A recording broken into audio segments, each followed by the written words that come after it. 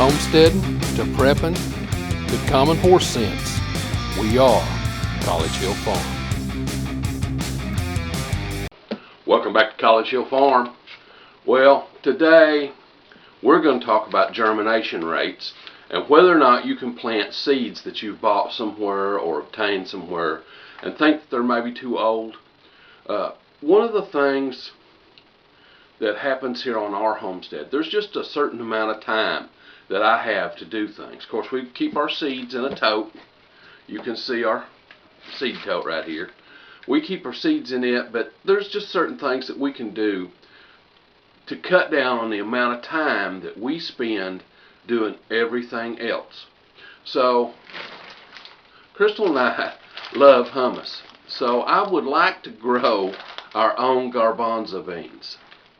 So I went, and you can buy dried garbanzo beans at the store, and you wonder, well, you know, they dry these in a heated dryer, so will they germinate?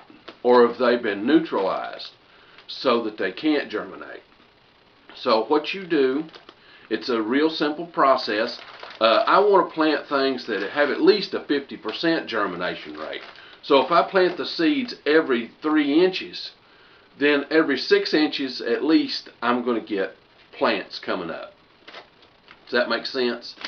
I don't want to have to plant a row, then come back and plant by hand in between. I don't want to have to do all that.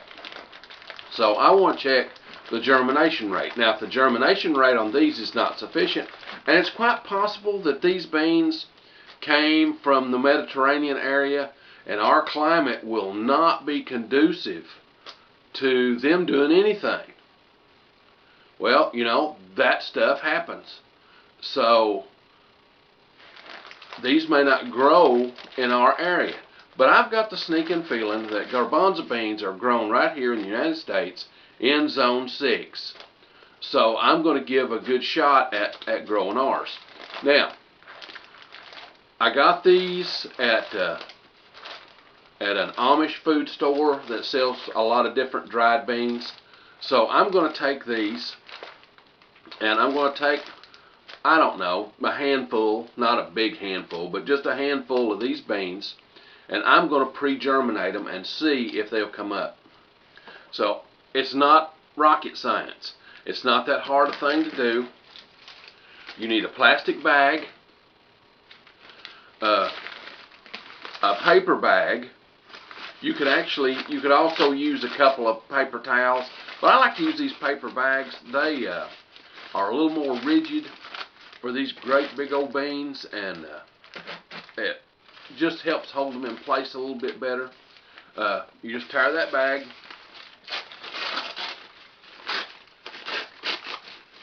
and I don't worry about it being perfect. There, just so it goes in this bag. You take your storage bag, you put that bag in there,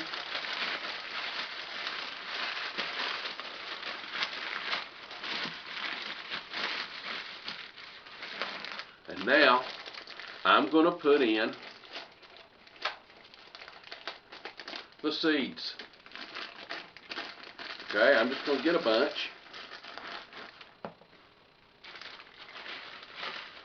And just drop them in there. There they are. They're going to roll around all over the place. Okay, there's the seeds. Then I want to put water in here, wet this down, and then in about, let's say 6 to 8 days, because this is beans. Let's close these back up here so that they don't draw moisture. These are beans. Peas, if you want to consider them that way. You know, they're called chickpeas, but they're garbanzo beans. Basically, all beans are a pea. Now, as far as heirlooms go in beans, beans are self-fertile, meaning that by the time the flower opens on a bean plant, it's already been fertilized. Alright? The only way beans cross is if that flower gets opened early and there is a bug or human intervention or whatever that fertilizes that flower other than the pollen that was already inside. Now, that's how you get different bean varieties. You do that.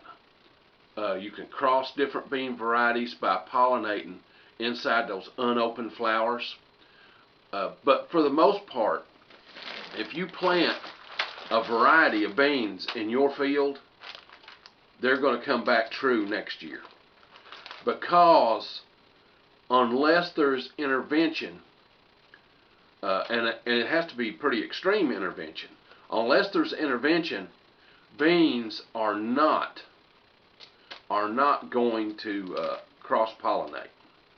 So let's go ahead, get some water in this, and in about 6 days I'll come back and show you the result. Okay, it's been 7 days. I told you I was going to do 6, but it's been 7 days since we looked at these. And now it's time for us to get a look at these and see how they are progressing. They're sprouts, so I'm pretty happy with that. So let me bring you over and we'll have a look at that. Here's our thing. Now here are our seeds. I don't know how well you can see those. Hold them up here. Maybe you can see them a little better. There's our seeds. And you can see some of them are starting to germinate. See that one right there? It's germinating. You can see them starting to poke out. Now if I go through here and count these, I've got 1, 2, 3, 4, 5, 6, 7, 9, 10, 11, 12, 13, 14, 15, 16, 19, 20, 21 seeds in there. And of that 21 seeds, there's 1, 2, 3, 4, 5, 6, 7, 8, 9, 10, 11, 12, 13, 14 of them have germinated. So I've got 21 seeds and 14 germinated. We need to do a little bit of math. You'll see the math occur on the screen. Once we do a little bit of math, I know it's over 50%. To be honest, I didn't add it up.